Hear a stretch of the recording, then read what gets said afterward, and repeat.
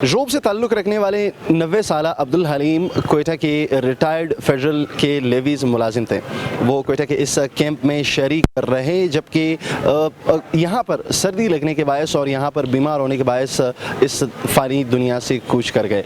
इस कैंप के अंदर लेवीज़ के रिटायर्ड मुलाजमीन जो सफ़ेद रीश हैं वो यहाँ पर बैठे हैं। गुज़िश्ता 33 दिनों से इनका ये एहतजाज जारी है। आज भी जब मौसम मनफी में है तो ये सफ़ेद रीश बुज़ुर्ग यहाँ पर मौजूद हैं और यहाँ पर अपनी बुनियादी मुतालबात लिए हुए हुकूमत की तरफ देख रहे हैं कि वो इनके ये बुनियादी मुतालबात पूरे करें। ताहम इस कैंप के अंदर 90 साला बुज़ुर्ग अब्दुल हलीम यहाँ पर रहे और यहीं पर ही वो बीमार हुए। ताहम हुकूमत की जानिब से इस पर कोई तवज्जो नहीं दी गई। हमारे साथ मामा मरी मौजूद हैं, इनसे मज़ीद जानेंगे कौन थे अब्दुल हलीम और क्या वाक़या यहाँ पर उनके साथ हुआ। मामा बहुत शुक्रिया। अब्दुल हलीम के हवाले से बताइएगा, यहाँ पर कैंप में उनके साथ क्या हुआ, हुकूमत की बेहिसी क्या रही?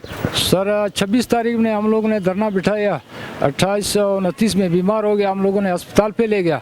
फिर उसके अजीज़ा के अब्दुल हलीम मंदोखेल था, ज़िला रोब का था।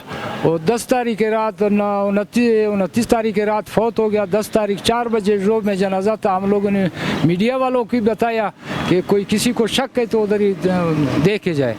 उसके बावजूद भी कोई पूछने वाला नहीं आएगा। 33 दिन हो गए ये बेचारे बैठे हैं। सफ़ेद रीश तकरीबन 80-90 साल का, 70 साल का, ये अपने हकूक़ के लिए रो रहे हैं। इनके बच्चे स्कूलों से महरूम हैं, इनके बच्चे भूख से मर रहे हैं। वैसे तो वज़ीर आला साहब ने कहा कि मैं कुत्तों को भी भूख से मरने नहीं दूंगा, जानवरों को भूख से मरने नहीं देगा। ये अभी भूखे बंदे बैठे हैं, इनका आवाज़ कोई नहीं सुन रहे।